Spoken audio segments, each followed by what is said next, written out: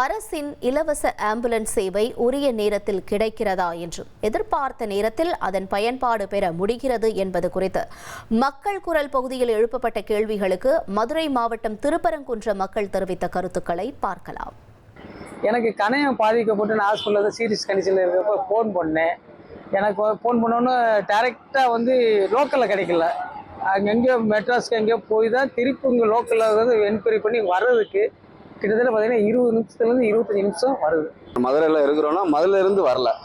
இப்போ இவங்க நாங்கள் கால் பண்ணோம்னா சென்னை போய் சென்னையிலேருந்து அவங்க இங்கே அனுப்பிச்சு அதுக்கப்புறம் தான் இவங்க இங்கே அட்ரஸ் எந்த இடத்துல இருக்கீங்க, என்னது திருப்பரங்குன்றமா, பசுமலையா, திருநகரா, எந்த இடம்னு கேட்டு தான் வராங்க. ஆனால் வர்றதா இருந்தாலும் எப்படி வேணாலும் ஒரு 10 நிமிஷத்துக்கு மேலே தான் ஆகும்.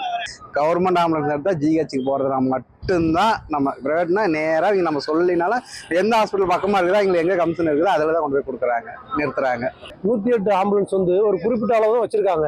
இப்போ மதுரைக்கு மொத்தத்தில் ஒரு 50 வண்டி இருக்குன்னா மதுரை மாவட்டம் பூரா 80 பேர் இருப்பாங்க பேஷண்ட். எவ்வளோ ஆக்சிடென்ட் நடக்குது, எல்லாருக்கும் குறிப்பிட்ட டயத்தில் வர முடியாது.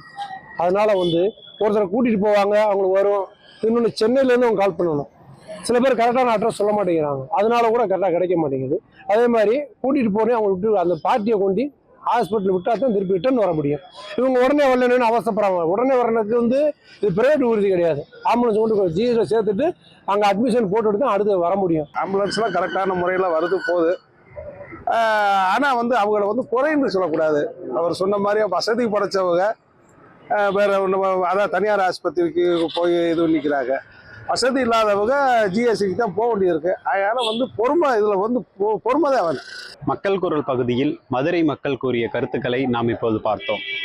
1,25,00,000 மனங்களை வென்ற தந்தி டிவி யூடியூப் சேனல். தவிர்க்க முடியாத தம்ப்நெயில்ஸ், கலக்கலான கான்டென்ட்ஸ். நீங்களும் இந்த குடும்பத்தில் இணைய இப்பவே சப்ஸ்கிரைப் பண்ணுங்க. அசுரபலம் கொண்ட எங்கள் டிஜிட்டல் கரங்களில் உங்கள் விளம்பரங்களை சேர்க்க வாட்ஸ்அப் பண்ணுங்க. 8939888378. Email advttanditv@dttv.in.